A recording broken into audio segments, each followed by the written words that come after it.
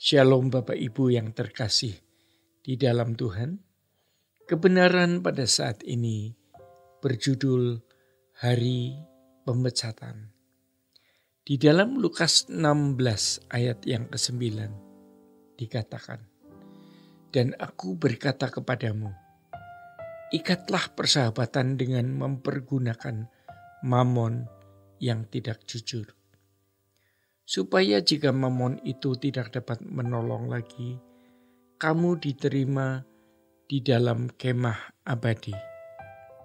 Ingat, kita sedang menyongsong kekekalan yang dahsyat. Kita membangun persahabatan dengan Tuhan menggunakan mamon yang tidak jujur. Dalam bahasa Yunani, mamonas. Mamon yang tidak jujur ini adalah segala sesuatu yang bisa menipu kita, dan kekayaan dunia ini bisa menipu. Padahal kekayaan dipandang sebagai dasar yang kokoh yang bisa memikul segala masalah. Memang uang bisa memikul segala masalah hari ini. Uang bisa membawa kita pergi kemanapun, tetapi uang tidak bisa membawa kita ke surga. Uang bisa mengatur siapapun di bumi, tetapi uang tidak bisa mengatur Tuhan. Ikat persahabatan dengan Tuhan, tapi jangan ikat persahabatan dengan mamon. Karena semua kekuatan materi akan lenyap seperti uap. Bukan tidak boleh punya uang banyak. Justru bekerjalah untuk punya uang sebanyak-banyaknya, agar kita dapat menolong banyak orang. Tetapi uang tidak bisa menjadi tempat bergantung kita. Tidak bisa menjadi pelabuhan hidup kita. Pelabuhan hidup kita adalah Tuhan. Maka kita harus punya langkah-langkah konkret bersahabatan dengan Tuhan untuk menuai kekekalan. Pertanyaannya, sudahkah kita membuat ikatan atau untaian persahabatan dengan Tuhan secara konkret hari ini? Mari kita buktikan tindakan nyata dalam menjalin persahabatan dengan Tuhan.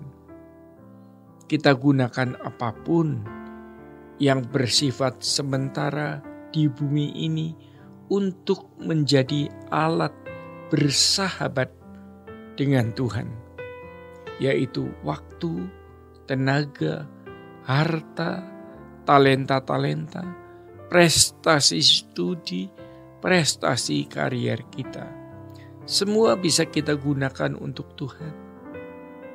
Kita tidak akan pernah menyesal ketika kita menggunakan apapun yang ada pada kita sekarang ini menjadi alat untuk bersahabat dengan Allah.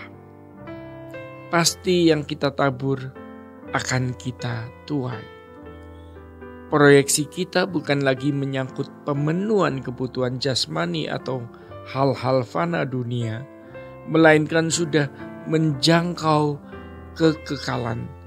Semua yang kita miliki suatu hari harus kita lepas. Tidak ada yang tersisa di dalam genggaman kita.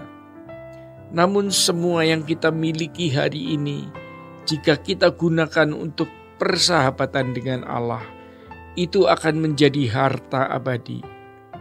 Ayat 10-nya mengatakan, barang siapa setia dalam perkara-perkara kecil, ia setia juga dalam perkara-perkara besar. Dan barang siapa tidak benar dalam perkara-perkara kecil, ia tidak benar juga dalam perkara-perkara besar.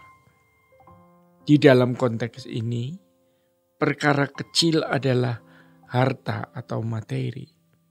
Kalau orang gagal dalam bersikap terhadap harta dunia ini, maka dia gagal bersahabat dengan Allah.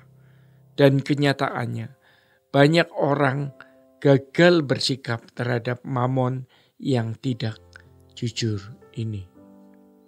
Karena itulah Alkitab berkata, akar segala kejahatan adalah cinta uang, dan sejujurnya tidak mudah menaklukkan hati kita terhadap masalah materi ini. Ayat ke-11 mengatakan, jadi jikalau kamu tidak setia dalam hal mamon yang tidak jujur, siapakah yang akan mempercayakan kepadamu harta yang sebenarnya?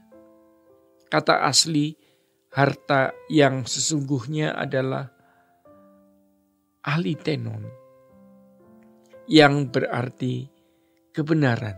Dalam bahasa Inggrisnya disebut truth. Jadi kalimat yang benar, jikalau kamu tidak setia dalam hal mamon yang tidak jujur, kalau kamu masih materialistis, kamu tidak akan mengerti firman Tuhan atau kebenaran. Itulah maksudnya. Dan kalau orang tidak mengerti kebenaran, dia tidak setia dalam perkara kecil. Dia tidak bisa berdamai dan membangun persahabatan dengan Allah. Bangunan berpikirnya salah atau rusak.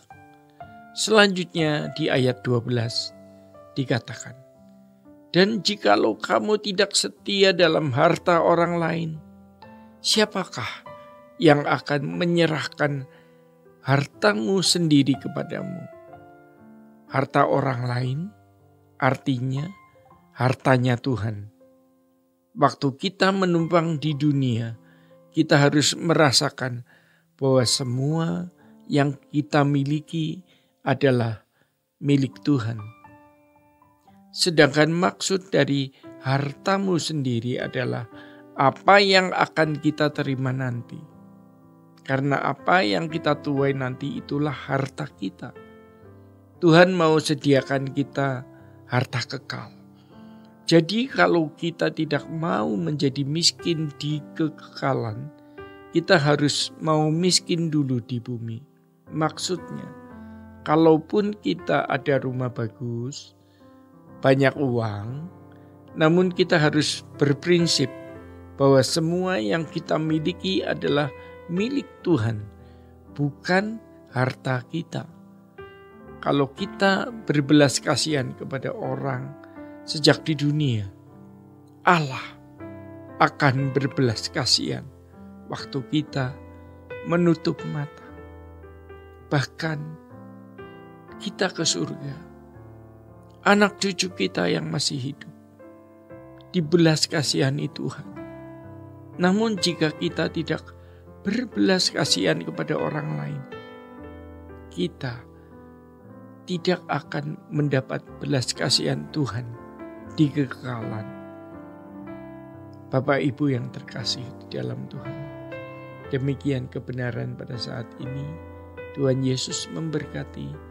Sola Gracia.